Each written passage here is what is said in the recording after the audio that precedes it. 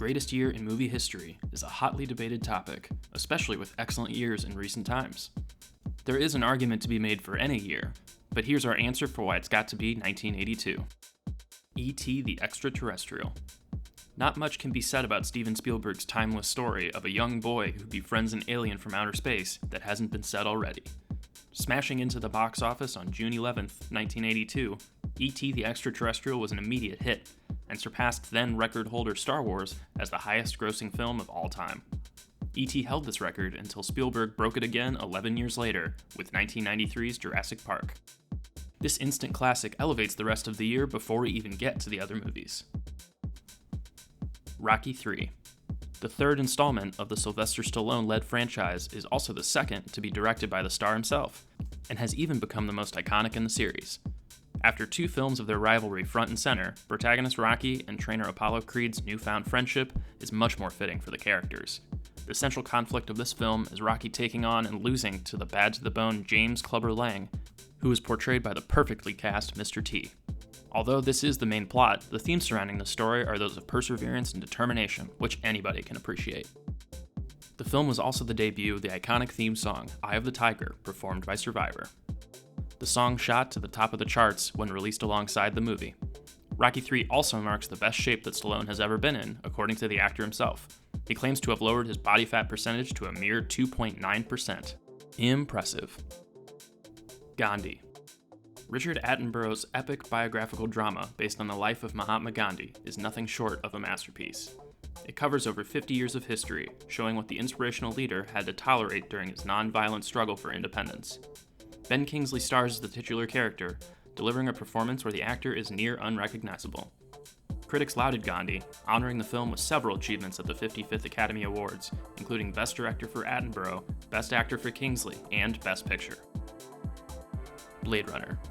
Director Ridley Scott's ambitious adaptation of Philip K. Dick's Do Androids Dream of Electric Sheep is one of the most influential films of all time, with its groundbreaking portrayal of a science fiction world as a realistic, lived-in setting. Although the plot of this film is rather simple, what made this movie have such a lasting impact on the industry was its use of practical effects and its overall production design. Science fiction films until Blade Runner required a lot more suspension of disbelief, as the visuals still looked rather fantastical. Since '82, we've seen the influence of Scott's vision in countless other stories, such as The Matrix or the reimagined Battlestar Galactica, and of course, the sequel, Blade Runner 2049. John Carpenter's The Thing. This science fiction body horror film set in Antarctica initially opened to negative critical reviews and a poor box office run, making just less than $20 million on its $15 million budget. Many industry experts cite the release of E.T. the Extraterrestrial just 2 weeks prior to be the biggest detriment to The Thing's initial lack of success. E.T. offered an optimistic, family-friendly experience, while The Thing took a much more nihilistic approach to alien life. Eventually, John Carpenter's The Thing found an audience when it was released on home video and television, becoming a cult classic.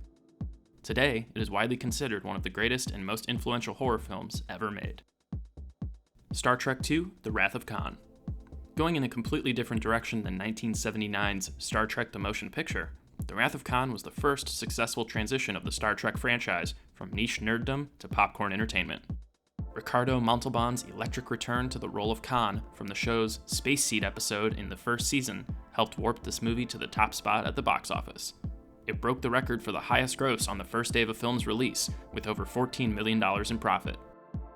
Renewed interest in the Star Trek franchise throughout the 80s can be traced back to the achievement of this one film, leading to the eventual success of its sequel films and continuing television programs, such as Star Trek: The Next Generation, which debuted 5 years later. Tootsie.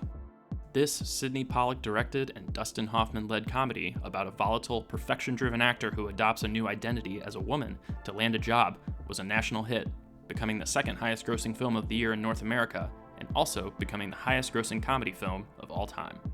The movie was nominated for 10 Oscars at the 55th Academy Awards, with Jessica Lange taking home the sole achievement for Best Supporting Actress. Tron. This epic science fiction adventure that delves inside a computer mainframe was first inspired by writer-director Steve Lisberger's intrigue with the Pong video game from Atari in the mid-70s. A blend of live action and computer-generated imagery, Tron released to moderate success in 1982. The film has since garnered a cult status, spawning an entire franchise that includes video games, comic books, and as of 2010, a sequel film, Tron Legacy. Fans know the series by its defining backlit animation, and of course, its synthesizer-heavy soundtrack. Poltergeist.